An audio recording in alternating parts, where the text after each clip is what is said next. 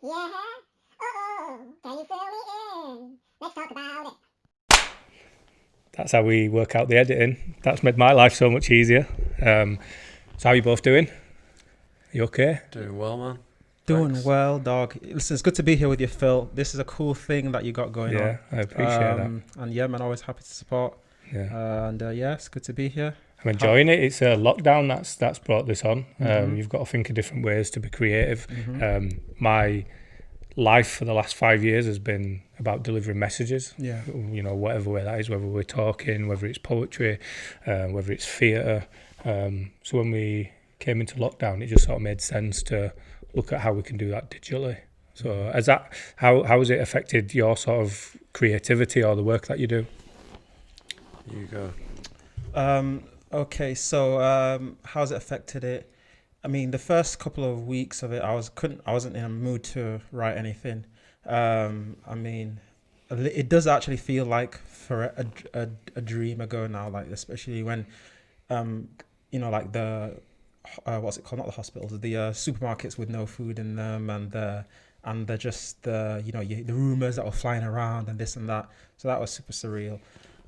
So yeah, there's not a lot of. I literally thought I was like, oh, I'm gonna do a stand-up comedy routine and just like this is what I've observed, and then a month went by and I was like, ugh, just I'm not even, I don't even feel funny or whatever. So and we're not really out of it as well. So it's like you don't want to have a wrong take on it. So left that. And then after a while, you started, you realize after a while you started being like, okay, this is what it is. This is the new normal. So then, some things started coming here and there, and you just looked back on old stuff. You started kind of connecting with people, did some of these online poetry sessions and, just open mics and getting in and then actually chatting with people, that you maybe wouldn't have and messaging like platforms with different people that you wouldn't have and just kind of enjoying what they were doing or getting involved in that way. And so it's just a new reorientation, and then in terms of producing and in terms of creating things, but you just kind of take it day by day and try new things. Yeah, I'd go along with that, definitely. I think there was a moment, mid to late March, where you just had to consciously hit the pause button and just reflect on kind of what you do and why, because there was nothing getting delivered, no arts events or anything getting delivered, and I didn't feel creative in that first couple of weeks. I mean, yeah, it was hard to sort of focus on any sort of creative project actually. But then, as kind of lockdown went on, a few more opportunities opened up, like digital ones, podcasts, digital workshops, digital talks, just other ways of innovating really beyond a sort of physical setting. Because I had a huge summer planned with lots of festivals, lots of events and workshops, like whole series of workshops really. Everything kind of unavoidably cancelled. So, you kind of have a couple of choices. You could just bury your head in the sand and kind of despair about it, or you can kind of think about how to innovate your way out of it, And I feel kind of more connected with some of the people in our community, the spoken word community in Leeds, I'd say. Yeah. Even though you've barely seen anyone, it feels like we're all part of something. Have you done any Zoom performances? And what do you think about like? I've for not me, performed, actually, no. it's strange. Like I went for such a long time without performing that I felt nervous for the first time in a very long time. But online performances have always made me feel more nervous, and I don't know why. I'd rather be in a room full of people than in front of a screen. And I don't know if it's in a room full of people, if you make a mistake, only they will get to see it. And you make a joke about it or whatever you do, and then you pick up and you carry on. When you do it online, that's there forever. And I think that might be part of why I feel more nervous. But I hate, like I did it and I was performing and someone put a comment and I read the comment and then stopped performing because I was reading the comment. I was like, oh shit, I've just, and then I had to explain what had happened, why I was distracted by the comment. I was like, please just don't write out, because even if you look at the camera, you can still see stuff that's popping up. Oh, it really threw me off. It's a different kind of stage fright, I guess. Yeah. Yeah, no, I mean, Just going back to the adapting, I did like some workshops. In fact, even Steve, you appointed me out to a few places to apply, and so I did a workshop. That was about dreams actually, because I don't know if about you guys, but and when the lockdown was at its height kind of thing, I had really had some trouble sleeping, and had really kind of like weird and strange vivid dreams, some kind of surreal, some kind of just weird and strange ones basically. And so kind of I did this poetry workshop kind of exploring that, and so that was a good avenue, and people kind of really, they took to it and everything like that. And I think someone even messaged me like the day later, like, oh, they had really kind of vivid dreams, based after that workshop. Oh, wow. Yeah, so that was pretty cool. But yeah, no, it was like, there was a good period of time where it was genuinely kind of really fear-inducing and worry-inducing, and because obviously it's something new that like they've been saying, not a lot of people have faced before, and then obviously and it did really kind of make you feel more connected to your community. Like my brother, he's been quite heavily involved in organizing around Black Lives Matter and things like that. And also, like I was saying to Steve earlier, just going to the parks and went to Temple Museum for the first time, and I've taken like one or two people there since, and just the little things like that where it's like, okay, if you can't go so many other places, but discovering what's in your own backyard and actually and looking at things in that way. So that's and having been part of a community, like a poetry community, a spoken word community, you really felt like, okay, a lot of us have kind of come together and really try to keep some creativity and community connection It's a going. crazy bunch of people. Like I always say, like I spend time with some people that I would never have thought I'd ever spent time with if it wasn't for spoken word. There's some amazing people, and they invite me to the house once a month. It's not happened obviously since lockdown, but we go and we just talk. There's a couple of singers. There's a girl called Beth who plays piano and sings, and she also does poetry. And then Liz, who's an amazing poet. And we just get together, and if you've got something that you're writing, you read it, and then they'll give you sort of feedback. And I'm just being invited to these like nice little villages where these people live, and you look at these houses and you just think, what am I doing here? And it's really nice, and people are just genuinely just like really nice and really welcoming. And when I first started, I didn't really meet many people like me. And I don't know if you remember, but the first time I met you was actually at your night. So I met Adekola at Steve your night, at LS6 Cafe. And you walked in and you sat at my table, and I said, "Are you performing?" And you said, "Yeah." I was like, "Oh, I'm looking for." I think I said something like, "I'm intrigued by you," or and you sort of said, "Why?" And then I thought, "Shit, what? Why?" How did that come across? Right. And it's just because you're just like a young guy who doesn't look like handsome. You do poetry. Yeah. No, I'm not handsome. That's not where that we're going.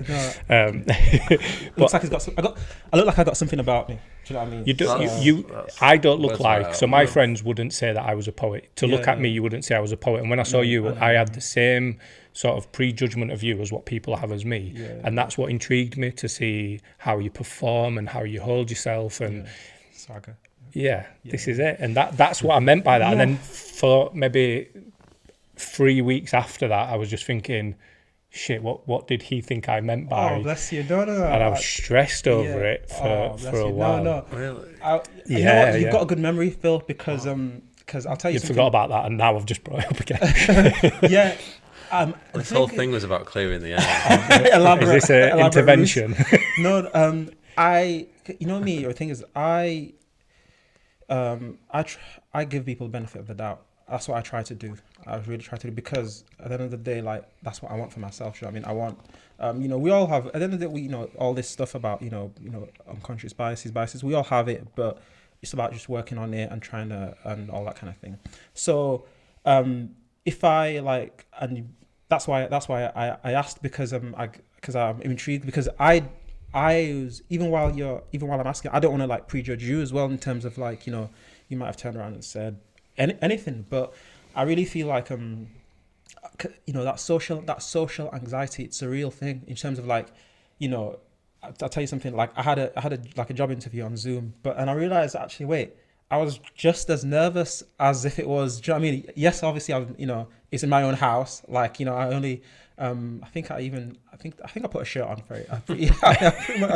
But not as I mean. So like, you have to like, where's the parking? Where's the venue? Where's this? Where's that? Yeah. But at the end of the day, it's that you have to be on and like and all that. Guys, you've been in interviews. You know what it is. So I say all that to say that social anxiety is real. It's not. And it's about just striking that balance between I'm supposed to be here, like, as they're just as happy to meet me as I'm to meet them, and all these kind of things. And I literally sometimes have to actually like say these things, because no matter how many times I've performed, or no matter how many that's whether that's online or in person, it's like you're still a bit of a risk. You're still putting yourself out there a little bit. Do you know what I mean? A little bit, even if it's a crowd, half the people there, blah blah.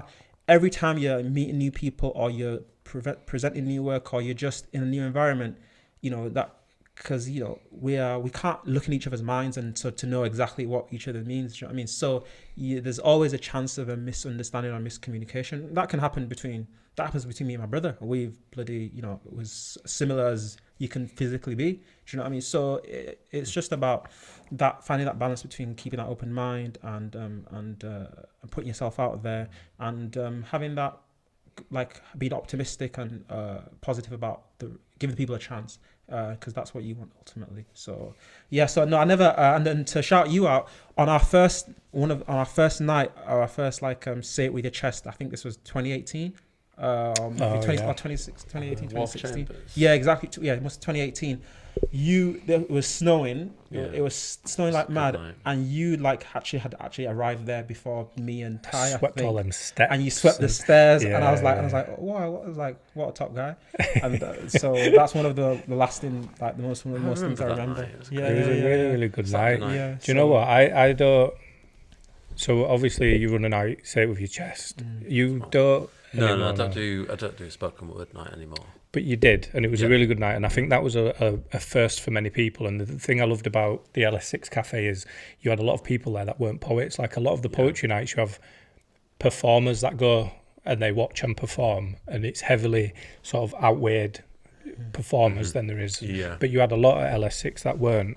But when it's my night, when it's my project, whether it's work or anything like that, I'm 100% confident. I don't feel nervous when I'm hosting. There's no nerves, to the point where I think it's weird that I don't feel nervous. But when somebody else asks me to do something, like when I hosted that night for you, I was like, oh, fuck, this has to go well. And like, I don't want to say something that's not funny. I don't want to try and be funny and not be funny. And I put pressure on myself because I'm doing this for someone. Yeah. This is your night. This is your reputation. This is your legacy. And you've trusted me to host.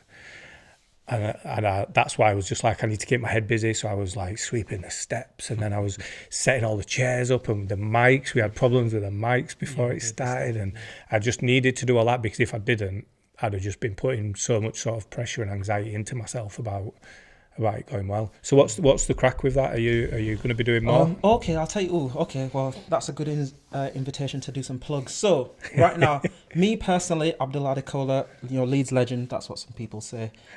Cute kid. That's what some people say. I've got a poetry pamphlet that I'm selling on my website. What's my website? Hold your hand up like this. Other hand. Right, now tell us what your website's called. My website's called adekola.bigcartel.com. It'll be written on your hand. Happen? See, look, read it off your hand now. It's there. Adekola.bigcartel.com. And how do you spell Adekola? Adekola. .bigcartel.com. And then on my Insta, Adekola Poetry, Twitter, Adekola Poetry. Anyway, I'm selling a poetry pamphlet on there. It's just 3 poems by Abdullah Adekola. And so come support me. Check that out. And then me and Ty Ogun, we run Say It With Your Chest. That's a poetry platform that we've been doing for a couple of years now. We obviously did open mic nights and all these kind of things. We had some like poetry and film nights and so on and so forth. We're based out of, we had a monthly night that we took over from Steve, who's sitting next to me, top lad Steve, Outspoken. So we had that on the third Friday of every month. Not sure when Outspoken will be back, but we'll keep you posted. Follow myself on Instagram and follow Say It With Your Chest, chest. And then but right now the main thing we've got going right now is this. We help to co-create or curate a zine. I still don't know. It's like about all people of color in Leeds, and we've been working on it for about since last year we started it. It's just like it's got artwork in there, poetry, short stories, short stories, poetry, flash fiction, and some artwork, and we just put it together, and we've been giving that away, but we've just been asking people to donate to either Racial Justice Network, which is a Yorkshire-based again by the name Racial Justice, they work on race and all that kind of stuff, based in Yorkshire. We're asking people to donate either to that or to the Free Black University, which is a project that's about trying to decolonize education and promote education and all that kind of thing. So that's the main thing we've got going on in terms of Sit With The Chest. We've been supporting, it's called People of Content Zine, PO Content on Instagram. If you want to get any of that, just hit me up on Insta or Twitter, Adekola Poetry, and I'll point you in the right direction. So yeah, that's the main thing. So that's been cool because, we managed to obviously make it and get it out before lockdown started, and then it's been nice posting it out to people, drop offs to people that Have you had any feedback?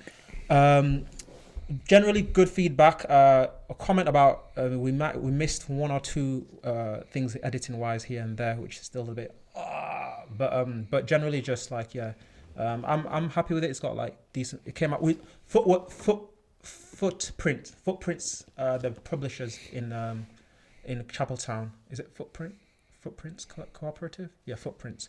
They supported us with it, and so it was just that nice collaborative thing, just telling people stories in Leeds, it was a fun. It was that's another thing as well.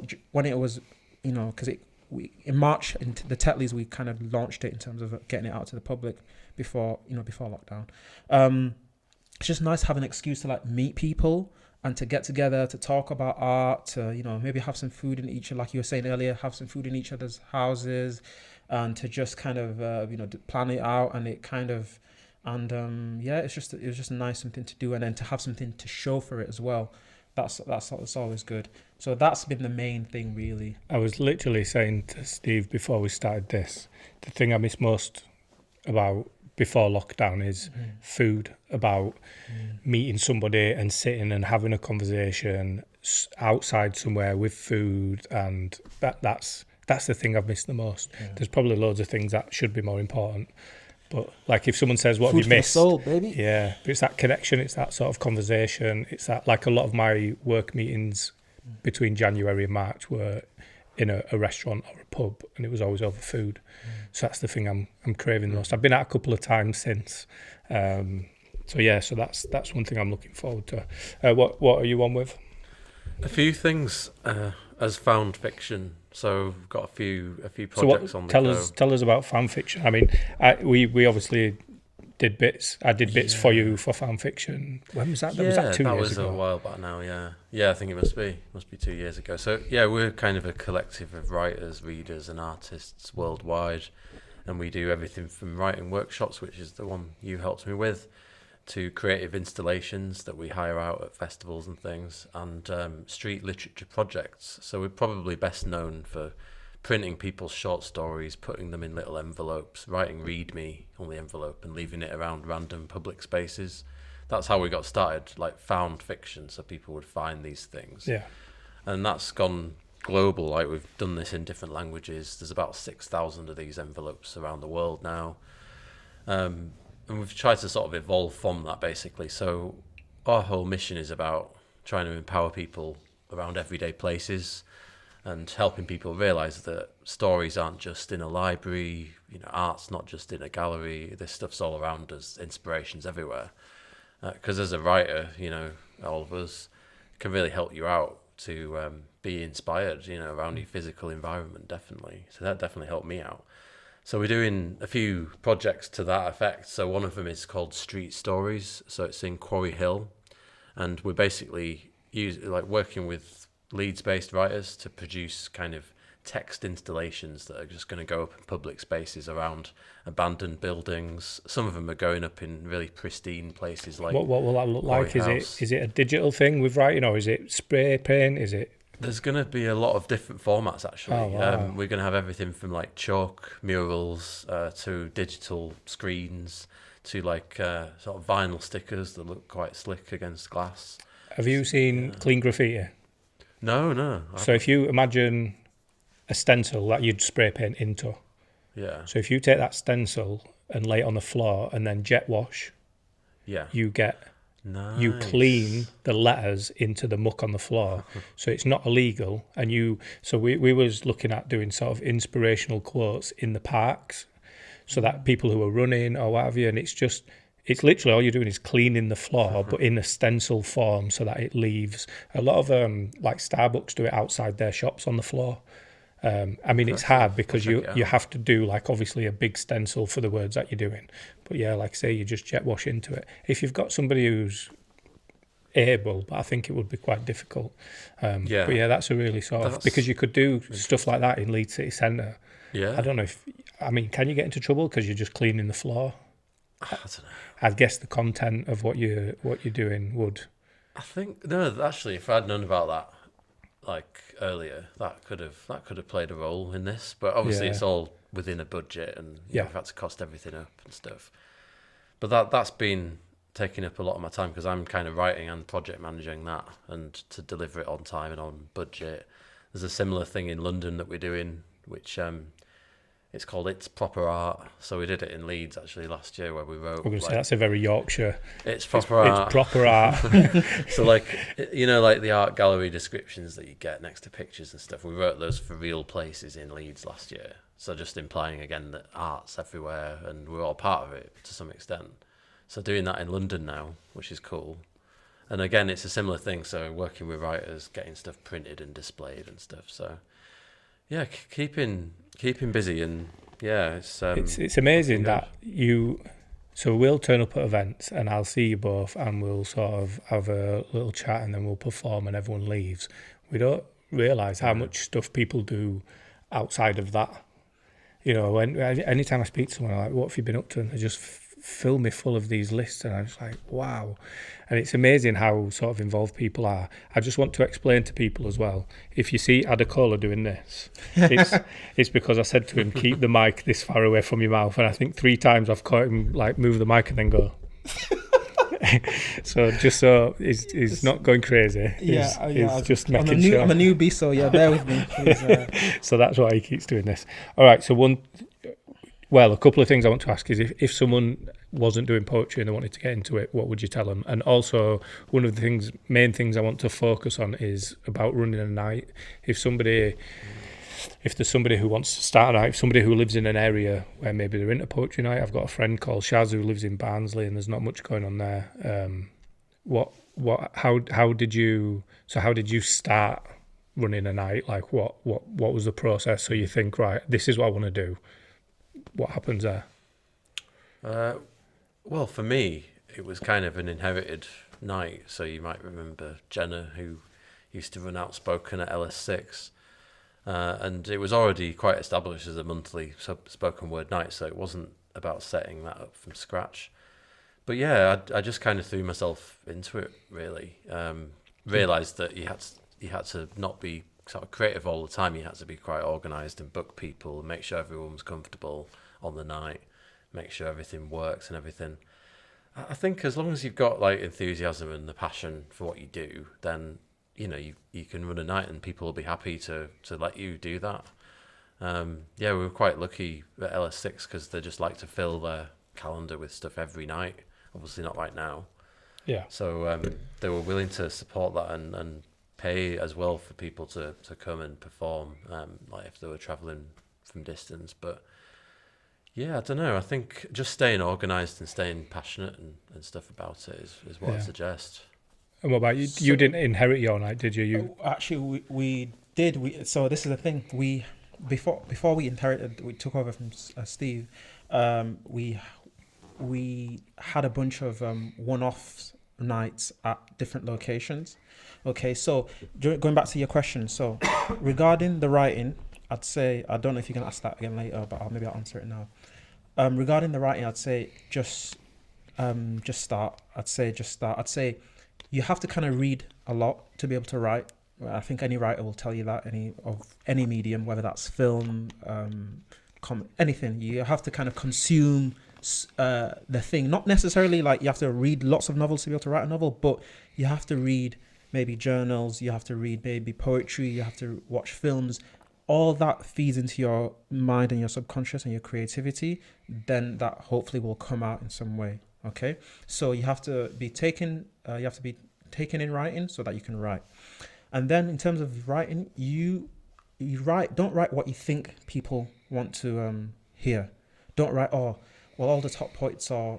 Is this a spoken wordy type?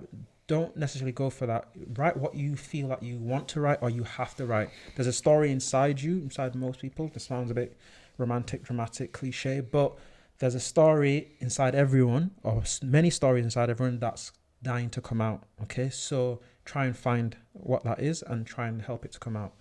And there's always going to be in the negotiation. You can't, if what you want to say is just like a bit of like a rant about just how annoyed about you are about the bus or whatever, it's not going to be the best point maybe the first time to do, but if you're really still passionate about it, if you keep at it, you'll be able to write a poem about almost anything. Do you know what I mean? Almost any feeling, almost any experience. So yeah, and guess what? Just try and enjoy it as well. Like, yeah, yes, it's going to be out in front of people, but remember, it's mainly for yourself as well. So you're the first audience for the poem. Do you know what I mean? And your opinion on that poem and your feeling about it has to be quite high up there. I won't say it's more important than the kind of audience, but you have to have a really strong opinion on your own feeling and reason behind anything that you write and put out. So that's that. And yeah, just the sooner you start writing it and performing it, then you can call yourself a poet, and then the monkey's off your back, and then it's just about keeping. And then if you only do it once and you're like, nah, that's not for me, that's fine. I'd say at least do it at least 2-3 times, because first time might be a fluke, blah blah blah, this that and this that. You might thought you didn't like it, but it was just you had a bad day, etc. So I'd say give it a few tries. That's what I'd say. So try it, but give it a few tries. And then the organizing the night, honestly, there's not much to it. Just think about what you would like to see, or what kind of mood you like to do. You can literally, all you need is you just need a stage, sort of. You don't even really need a stage. You need a mic, maybe. If people can hear, then you don't really need it. That's it. Literally, it's one of the art forms there's a low barrier to entry. There really is, in terms of, if you've got a pen, have you got a phone, have you got a computer, have you got something to write on. And you just need 1 or 2 people to make an audience, and that's it. And then it's just about, you start there, and then you just keep trying, keep inviting people, keep reflecting, what could we do, improve, blah blah blah blah blah blah. Should we bring people in? Should we blah? But you just and if you make a good atmosphere and you enjoy it and you put energy into it and whatever, people will respond to it, and then you just go from there. So yeah, just try it out of your bedroom, try it out again, be conscious of social distance and all that, but try it somewhere and then just build on it. I think one of one of the things that we all fall into is when you have a night where not many people turn up, and then you feel responsible for the people who are there, and you're like, oh, I'm really sorry that it's just us, and we feel really apologetic. And the problem is we're very supportive. So when someone starts a new night, everybody goes, but then the second, the third time, the numbers drop, and then it's like, what am I going to do? There's no point me carrying on. And we went through, so I started a night in Pudsey, and there was a night that was already running there. There was a group of people that went religiously, but it was run, and then they just stopped turning up. So people were turning up for the night, but there was no one there to host. And it was an organisation that ran it. They was having internal problems, and that meant that there was no communication, or whatever the reasons were, there was just no one there. So one of my favourite poets is called Brendan, and he got in touch with me and said, well, do you fancy doing this? So I was just a bit like, all right, okay. So we went and had a meeting at the cafe, and I said to the owner of the cafe and to Brendan, I'd be up for doing it, but I'd want to do it differently. And what I did is I took all the things I didn't like about open mics and got rid of them. So 3-minute performances, headline acts. Do a, you pay £5. And sometimes I think it's good to do that because you see a professional poet and then you see this sort of the level and you have something to aim for. I think it's always good for that. Definitely. But I wanted it to be, if you come and perform for the first time and then you say to me, I want to try a longer slot, I'll give you a longer slot. So it was everyone gets 10 minutes and then one person gets 20 minutes. And that one person who gets 20 minutes doesn't necessarily mean that they're a professional poet. It might be someone who's going to do a paid slot in a month and they want to practice 20 minutes. It might be, like I say, it could be the second, third time that they've ever performed, but somebody will get a 20-minute slot. And it just gives them that chance to be, not to feel important, but that sort of, this is what that feels like. You're the headline act. You are the headline act of this night. This night is for you. These are all your supporting cast, and it's that sort of, this is what it feels like and this is what you should be aiming for. Because I went through this phase of, how do you ask for a headline slot? How do you get a headline slot? Do you just keep doing open mics and then hope that in the 3 minutes you get, someone sees something in you and rings you up and says, do you want to do a longer one? And everyone was you just ask. Yeah. Say to somebody you want to do it and then just ask. And then likely the organizer would really like to hear that you're interested to perform, and they're probably looking for people to book as well. Yeah. But like low numbers of audience, that I hated that. I was concerned. It feels with that. personal, doesn't it? Yeah, but then I try to consciously just ignore it because it's out of your control. A, and then B, it really does remind you of why you're doing it. You're not doing it because you're not going to fill Wembley Stadium with a spoken word night. It's always going to be on. It's a niche, isn't it? And it always does depend on fair few people's availability and the parts of town that you're in and everything. But like I had a massive sort of wake-up call, kind of, I think it was Ilkley Literature Festival, so I was going to be doing a talk. I was doing a few things for Ilkley as found fiction. Was that this year? Was it the start of this year? It was like 2017, 18 maybe. Okay. And one of the things I was going to do was a talk, on Saturday night, and it was in the programme, it was advertised and everything, and I was like really stoked, and I was like, I've arrived now, this is amazing. And then literally 0 people came, like actual 0. And there was like 2 stewards as well. There was 2 people at the door. And like, I was like in a blazer and shit, it was gutting. And then I was knackered as well because I'd done a whole day event as well. And then I was going straight there for the evening, running just on the adrenaline of being there. So then obviously when the adrenaline disappeared, I was like, I just felt so lame. But then I was chatting to someone about it, and they were like, well, what else are you going to do on a Saturday night? Sit back and watch X Factor. At least you tried to do something at least. So did you do it? Did you still do what you needed to do? On that night, well, it was just the stewards just came and sat down and we just talked about found fiction and stuff, right. And that was it. I headlined in Nottingham, and I went there, and it was Luke's night, and it was a pub that was being used as a pub, and then there was just like a little bit, and there was like 5 people there, and I was just like, when you travel somewhere and he didn't lie about the attendance, because usually there's a lot of people there, but it's that thing, and I always felt bad for whoever had the headline slot when it was a very small number, and you just feel like, you've sort of wasted this opportunity on this small handful of people. But sometimes, and I think it's down to the host. If you let people see that you're disappointed, it starts the night off on that level. 100%. Whereas if you hit it as if there's 100 people there, those 5 or 6 people are going to have one of the best nights because it's more intimate. They'll feel like maybe a bit disrespected if you're a bit gutted that someone else hasn't come, but they've come, so they deserve a bit better than that, don't they? Do you have like a favourite performance? Is you've seen that you've performed? Oh, that we've done. I've done. Well, the one that comes to mind is the 4x4 slam at the Hyde Park Book Club, for me. Oh yeah, that was good. That's just because I've never done group performances and stuff, and I've done the sign language. Yeah, there was that one. Yeah, wow. with Izzy. Yeah, that was good. And then, but What was the There was one theme? with Lens as well. Was the theme Silence. silence? So just so for people who didn't get to see it, there were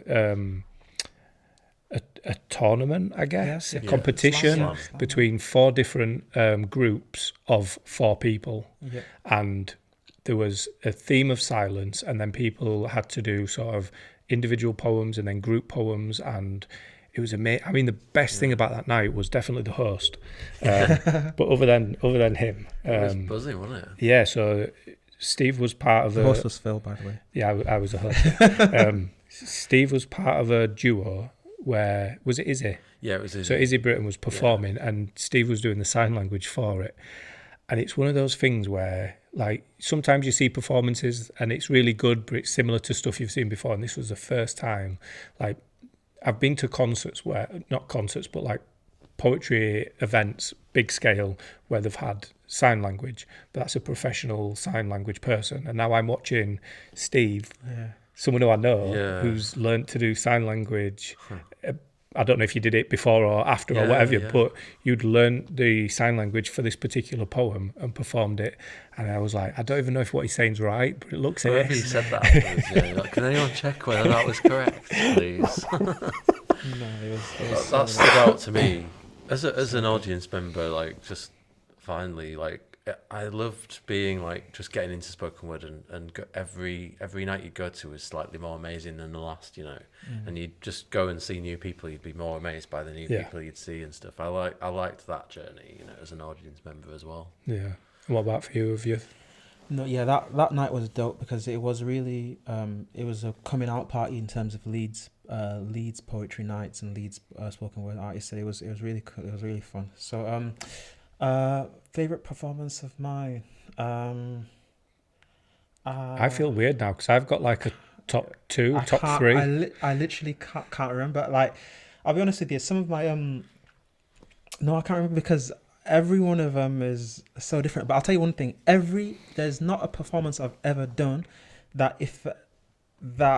where I felt that was 100%.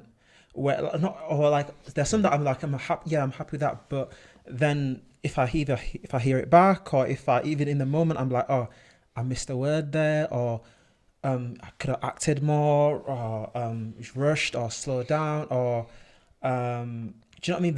Because it's hard to explain. There's always some like notes that I would have given myself. Yeah. Some of them are like, yes, that you'd get you got 75% plus on that. So yeah, it's good. Do you know what I mean? It was fine. But that's the good thing. It's that, you always can want to improve. You always want to try, the order, the set list and stuff like that. So, but I will say that I have started enjoying film because I've recently made like a couple of short poetry films, and that's been fun because that's a whole different set of tools that I play with. There's the sound aspect of it, and I have to apologize that the last one that I did, I mean, I'm going forward that I'm gonna try and have subtitles on them, so that obviously just to cover your bases in terms of the sound quality and all that, but also just so it's more accessible. But anyway, but yeah, so it's like now you're playing with music in terms of background music and what you're adding it in. Then it's like the shots that you're picking, and then it's like a whole different set of tools, and it's a whole new medium. And then you're back excited again about it's not just another like, okay, yeah, I'm just performing. It's like this is gonna live online somewhere. And it's like and then also it's collaborative as well, because the filmmaker will say, actually, you know what if you did that one, and then I'll say, actually, I need to show you somewhere in Leeds that you might be good for you. Do you know what I mean? So then it's a whole other thing. So I'd say I'm excited about, because like I said earlier, poetry is so accessible. You just need a pen and a paper or a laptop or a phone. Do you know what I mean? But from there, you can take it to all these things, to music. You can take it to a monologue, a short film, a theatrical type of thing, a slam, this or that. It's just that written word or whatever. You're only limited by how creative you are and how many forms that you want to turn it into and how many ways you want to take it. So with that, I'm excited for that. I'm excited for making more poetry films, or and just kind of seeing where it starts and then where it finishes. So I'd say I'm enjoying that. My favorite thing is to like turning the poetry into different mediums like films. I'll come back to that. So my it's like my top three. One of them's in London, just because I got there and it was very middle class, and I turned up dressed very similar to I am now, and the gold chain. The welcome I got was sort of suspicion, like who's this guy? And then I performed, and I got amazing feedback from middle class people telling me that what I did was good. But my top two are venue based, so Leeds Library, the history, the fact I didn't even know that was there, and that was with Found Fiction. And while I'm performing, there's a guy, what was his name, the artist, the digital artist, Jay, he was called. Jay. So he was drawing, and it was projecting on a screen behind me while I'm performing. He's drawing bits of my poetry, and then I've got a still image on Instagram of all the bits to do with like a little timeline of bits of the poetry, and the other one's in Gemma Baker's night. So it was a theatre with a royal box, 3-tier red seating, on the same stage as Holly McNish, and it had a green room. We was all just sat eating cheesy chips, and it felt nice. I was with people I knew. Matthew Nicholson performed, and I was nervous, and I got up and I absolutely nailed 2 pieces, and it was just nice, like to be in that sort of that stage and that presence, and just sort of, and it's the venue and the event more than the performance that made me feel like that. Okay, well, not to be left out, I'll tell you one venue and event that I'm quite happy with. So I submitted a poem into a Leeds Church Institute. They were doing an anthology of Leeds and local poets. I submitted a poem. It got accepted into the anthology out of 100 submissions or whatever. And the theme was on neighbourhoods. That was the theme of the submission. So I did this poem called Neighbourhood Library. And then I was invited to actually perform it. So it was a bunch of amazing Leeds-based local people. Some really experienced. Some have been doing poetry for years and all that kind of thing. They all went in this anthology. I was invited to perform at it. So I performed at it, and I performed at Leeds Minster. So obviously, like a 800-year-old church in my hometown. This was like as part of, and it was also part of a Leeds Literature Festival. So this was March. This was March this year. It must have been. It was at the just start. before lockdown. Just before lockdown. It was literally the same month as lockdown. So that was nice. Just being around, and because then the week before I'd seen Khadija Ibrahim, Malika Booker, Roger Robinson perform at the same venue to kick off Leeds Literature Festival. So I had that memory in the week before, and then I was, Testament was there, he invited, blah, blah, blah. And so that was really nice. And obviously it was about, the theme was on neighbourhood, and, that's relevant now. And I just did my thing, and it was cool. And then just recently, they've, Leeds Church Institute have put out that recording on their blog as a podcast type of thing. So that was nice. So I'd say that's one of the most nice, because it's just that having that, being in such a prestigious place, being recognized amongst other writers and local people, and also and then just kind of, and then being kind of like you, similar to what you were saying, just being amongst a group of other really like top people. So it felt nice. The video side to it. So I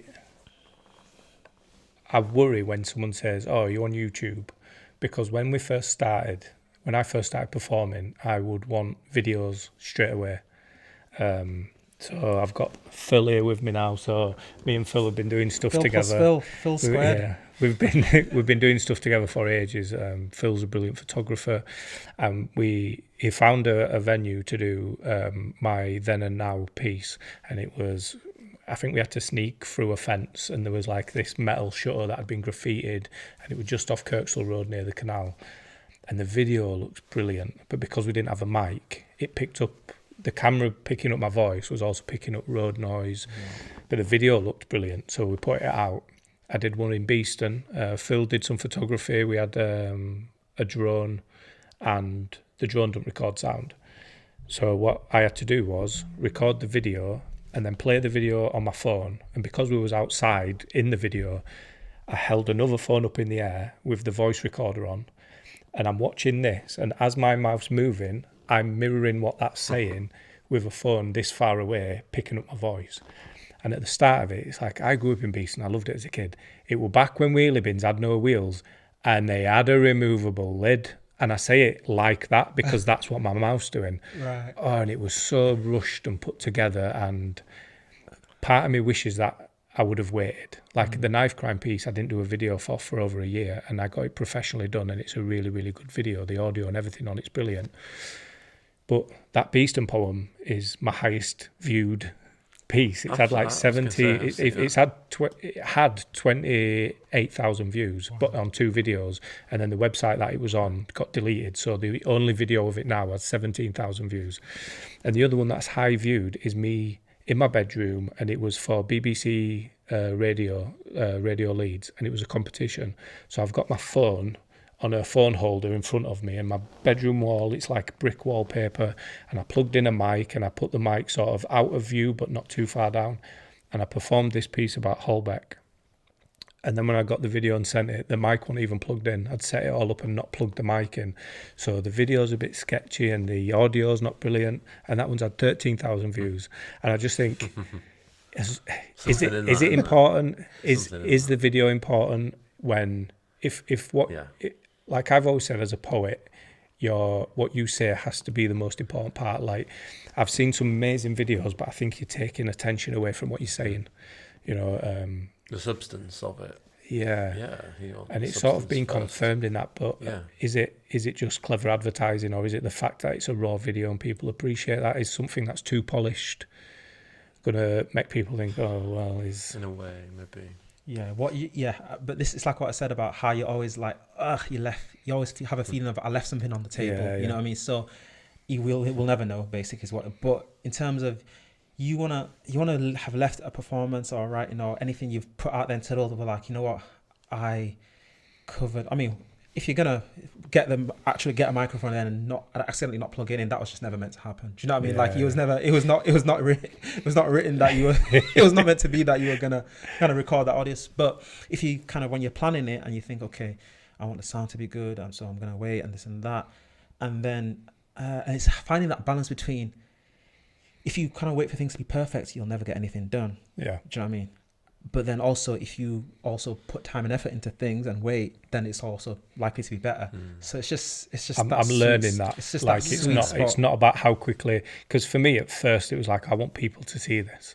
So it's like, let's just put something together and then we'll get it out. And as soon as I memorized the poem, that was it. I needed a video. There had to be a video because people need to see it, and I don't want it to be me reading or anything like that. So as soon as I memorized it, I mean, how many takes did we do of that then and now one? Because I kept fluffing words, didn't I, at the start? But because I just had it in my head, I was like, right, I need a video now. But like I say, we stood there and I was like, there's actual videos of me and I'm going, fuck, and then I'll say the line that I've missed. I'm like, I know it, why am I getting it wrong? Getting really annoyed with myself. So you can be like that. It comes back to the writing process in a way, because as you said, you just need a pen and paper, phone, laptop, whatever. But I feel like a lot of stuff that puts people off writing is the thought that you somehow have to be prepared to write, and you have to sit up at a desk and you have to block out everything else in your diary and just write for a few hours. You're not going to write otherwise, which sounds quite off-putting and boring, doesn't it? But you can write on the go. Like, I'd always suggest taking your phone out and, like, you know, there's points in time where you're just looking out the window daydreaming. That's when you're going to have an idea, and you need to be armed with a pen or something to record that. And have you done any videos? Have you done any spoken word videos? Not spoken word videos. No, I've done plenty of like video promos for like events that I've done and stuff. Because some of the pieces that you write, like when you was on about earlier, it was like situations that are funny. I know that some of yours, I've sat and just laughed so much. And even when you hear them multiple times, about how much money you spend in a relationship and claiming the money back, and, you know, I spent this on you and now we've broke up, I feel like you need to pay me back.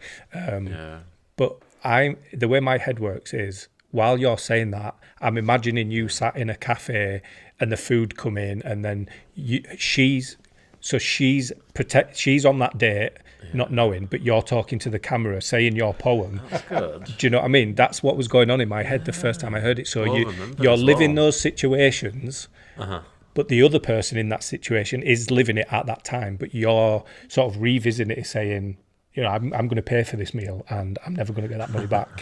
Fourth wall. Yeah, this is it. And that's what was going on in my head. And I think something like that would be like, it would just add to the how hilarious it is. Well, if only I knew someone with cameras and equipment. Let's do it. Let's just do it and see what happens. But no, I do. I sort of try and encourage sort of creativity. I surround myself by other people that inspire me. I'm doing live theatre when lockdown ends. That's not something I've ever done before. We've just run a theatre project in Huddersfield, and unfortunately the final performance has been postponed because of lockdown. So we've sort of had to take a break where we're not rehearsing anymore, but we're going to get a couple of rehearsals in before the actual performance. But that was people in recovery, and do you know what? They just hit 100 mile an hour. We said, can you do this? And usually when you do theatre stuff and you do the silly warm-up games, people are a bit like, I'm not doing that. I'm one of those people. God, throw me the ball. Yes, say what's your something. name, and do noises and actions and stuff. Introduce yourself with some sort of movement. But they just jump straight into it, and it's just made me think, if you're a creative person, it doesn't matter whether it's art, music, poetry, there's so much more that we could do where it sort of transitions across. Like if you have the sort of brain that allows you to be creative, there's so many more things you could do. So now I'm just trying to like bring random people in and saying, let's just have a conversation about what this could potentially look like, and it just enhances everything.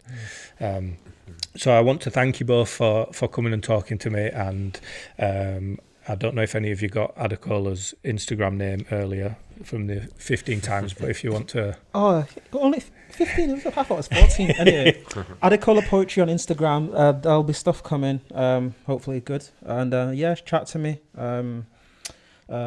Be polite, I'll be polite back. Be fun, be kind, I'll be kind back. And be sexy, and he'll be sexy back. Hey, Phil's words, not mine. So Adekola Poetry. And if you want to talk poetry, talk leads, talk whatever, just shoot your shot. Support Say It With Your Chest on Instagram. Support and do your write, get up there, write poetry, put it online, get on stage. And give it a try. Thanks for having me, Phil. It's good to be here. No problem at all. And Steve, where can we find you on social media? So if you just put Found Fiction into Google or into any search, into any social media search, you'll find Found Fiction. Can you hashtag Found Fiction to see some of the work that's happened in the past? Yeah, as well? If you put the hashtag Found Fiction into any Instagram, Twitter, Facebook, whatever, you should see a whole timeline of our activity. And people finding our stories across the world. Amazing. I'm really looking forward to things being open and us being able to sort of go back to our natural habitat. Have a bite to eat. Yeah, definitely. And I think that's something I want to do more, whether it's here and we just talk and order food, or even just no recording. Let's just do more stuff away from poetry. That's one thing I've found in this lockdown is, we rely on events to meet up. Why would we wait monthly, before we catch up and how have you been? And, we should be doing stuff outside of that where it's not about poetry, it's not about performing, it's just about being people. Yeah. So, look forward to it. Again, thank you very much for coming on. Thanks, Phil. Thanks for having us. No problem. Peace, love. Whew. I'm pretty peckish now you talked about food. One thing I always forget as well, can we have a picture near the banner? Oh, and I can move. Oh.